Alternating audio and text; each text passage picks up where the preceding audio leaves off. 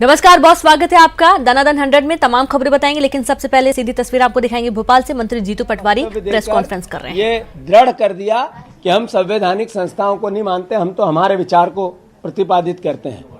Supreme court में जाने का लोधी जी का अधिकार है। जो निर्णय विधानसभा अध्यक्ष जी ने लिया सही लिया, नियमों अनुसार लिया, कानून के हिसाब से लिया। और मैं मानता हूं इस बात को कि किसी भी सदस्य की सदस्यता जाती है तो नेचुरल लोकतंत्र की व्यवस्था के अंतर्गत सुधार की ओर दृष्टिगत रखता है। आगे से विधायक कानून का पालन करेंगे, ये सबक ये व्यवस्था देगी। जी तो दो तीन विधायक आपके बढ़ने वाले हैं, कैसे बढ़ने वाले हैं? सीएम भी कहते हैं, पूर्व सीएम भी कह रहे हैं। पूर्व सीएम कब बोला?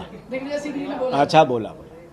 तो मैंने ये कहा कि मैं हमेशा से कहता हूं कि भारतीय जनता पार्टी झाबुआ चुनाव हुए और कहा बस आप चुनाव विधायक जिता दो, हम सरकार भी बदल देंगे। कैलाश विजयवर्गीय, शिवराज सिंह चौहान, सीएलपी लीडर राकेश सिंह और तमाम छोटे बड़े नेता हर वक्त सरकार अस्थिर है, अल्पमत में है, इस तरह की भाषा बोलती रही। मैंने कई बार कहा कि भारतीय जनता पार्टी जब जब ऐसे सवाल करेगी या ऐसे सवाल खड़े करेगी, भारतीय जनता पार्टी के विधायक उससे दुखी होंगे। जो विधायक उस बातों से दुखी होंगे वो भारतीय जनता पार्टी का साथ छोड़ेंगे। भारतीय जनता पार्टी जब जब सरकार गिराने की बात करेगी, अल्पमत की बात करेगी, लोकतंत्र का अपमान करेगी और उस वोट को जिसने कमलनाथ जी को चुना है उसको चुनौती देगी, तब भारतीय जनता पार्टी के विधायक परेशान दुखी होकर भारतीय जनता पार्टी छोड़ सकते हैं। ये कई बार मैं कह चुका हूं, आज फिर दोहरा।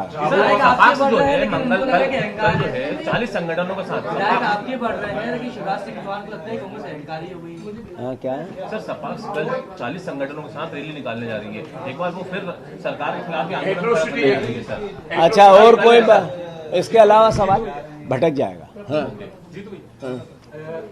मध्य प्रदेश में कांग्रेस सरकार आने के बाद पंचायत चुनाव को दलीय आधार पर कराने की व्यवस्था की जा रही है, लेकिन पंचायत चुनाव की घोषणा भी हो गई है, जनवरी में चुनाव भी है, लेकिन गैर दलीय आधार पर नहीं, दलीय आधार पर कराने की व्यवस्था। मैं समझता हूं सरकार ने और निर्वाचन आयोग ने जो निर्णय लिया होगा सोच समझ के लिया होगा। इसकी आगे कोई व्यवस्था बनेगी उसमें प्रेस बुला के बात करेंगे। ईवीएम से भी नहीं करा रहे हैं उसको। हो गया, चलो धन्यवाद।